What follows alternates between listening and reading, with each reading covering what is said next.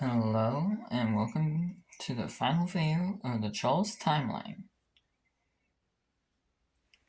For now, anyways, let us begin.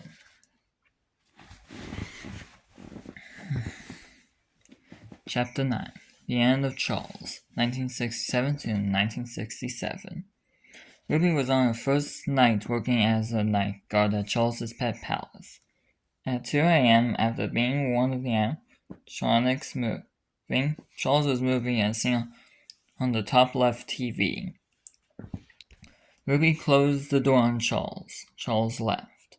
This happened through the week. Ruby closed the door on Charles, closed the door on Danny when he ran, yes, my version of Foxy, hide under the desk when Polly went through the vent, and shine a light in Rachel's eyes. On our final night, the animatronics were already moving and running to Ruby. In the morning of March 3rd, 1967, Ruby left after being paid, and Charles's pet palace had one more party before closing the next day after going bankrupt. The animatronics and other decorations were packed up and sent away to North Warehouse, a warehouse made to store anything involving Charles.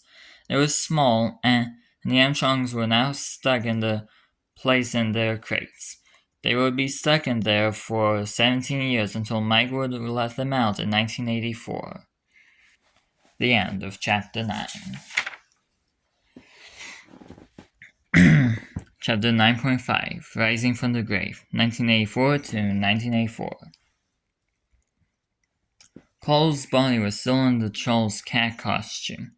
He woke up in the North Warehouse. He got up and started moving. He looked around. 2 storage rooms, 3 halls, a restroom, an entrance, and a security room.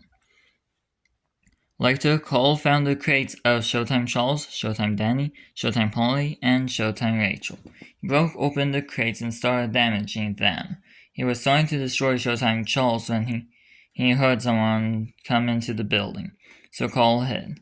He then saw his brother, Mike, activate Showtime Charles. Charles didn't recognize him at first, then realized who it was. It was Mike, the person who gave Charles and his friends a second chance at life. Chris, which is Showtime Charles, even referred to Mike as his father, as he called for his friends. By the way, I had the song Stuck Inside, the CG5 remix of it, in mind when I wrote this. So that's why referring to Mike as his father is here, because it's meant to be like that scene where phrase like, "Here is in our Father, He's the author of our wonderland. He made us into what we are." That's why that's mentioned. Anyways,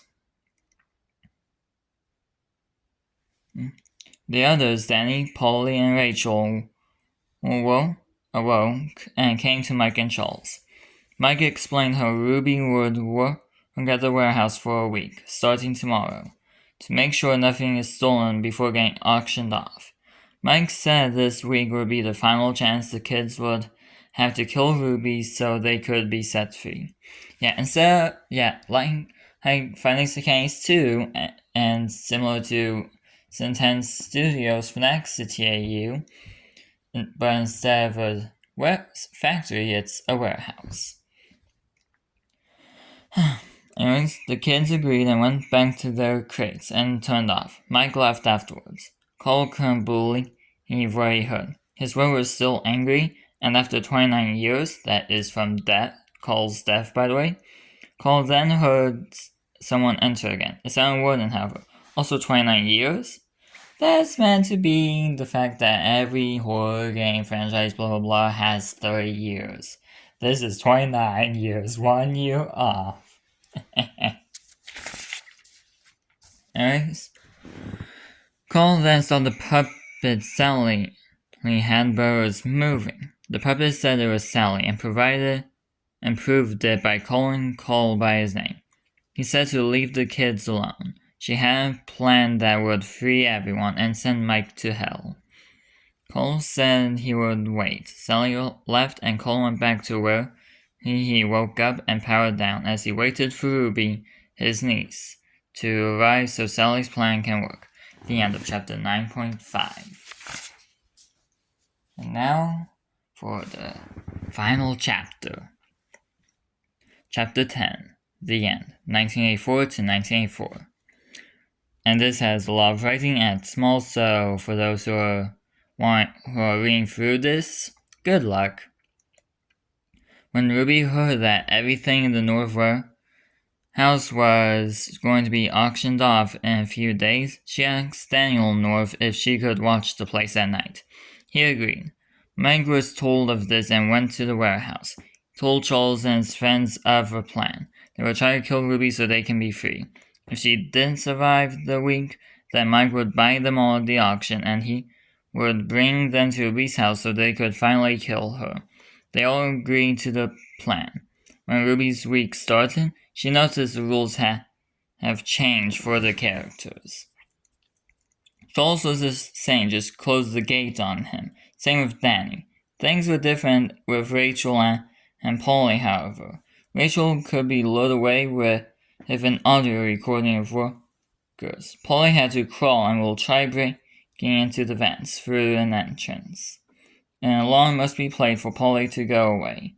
Basically my version of Riverchester. And the audio is kind of like the phone call. Anyways, Ruby went through this for the entire week. On the morning after her 6th night, Sally met Ruby.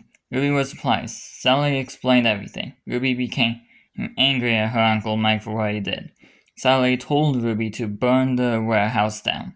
Ruby agreed. Before her final shift, Ruby poured some gasoline around and inside the warehouse. She did her shift. As the animatronics attacked, they sometimes slipped on the gasoline. At 6 a.m., Mike went in to kill Ruby himself. Meanwhile, Ruby met the original Charles. He revealed to her he was Cole South, her uncle. Ruby was surprised. They made up, and Cole says he doesn't blame Ruby for his death. Then Rachel showed up. Ruby got nervous. Then Rachel revealed herself to be Rebecca Smith, Ruby's stepsister. Ruby was happy. Then Sally showed up and Ruby was overjoyed with his reunion.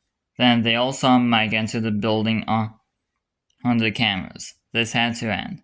Cole went to the right, went to the right, saying goodbye to his family.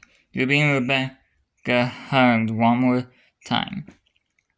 Mike arrived at the office. Ruby then told Mike to go to hell as she dropped a lit match, sending the building in a blaze. Mike tried to run out, but Ruby used the can to close the gate, blocking the exit. Just so you know, entrance is big block here, hall, the gate would be there, not in front of the door. Anyways,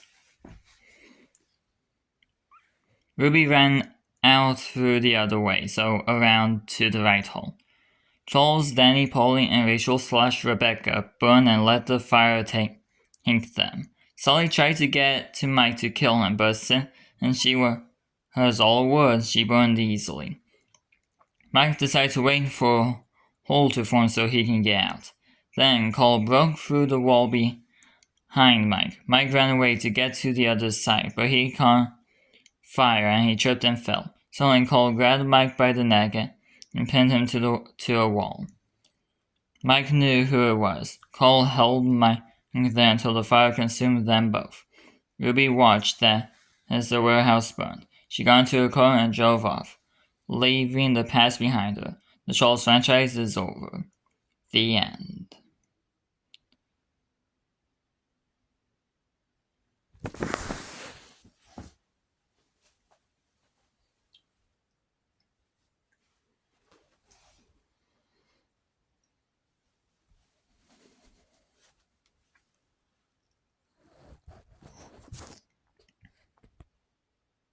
Out of the fire came Charles, the original Charles, but he was different.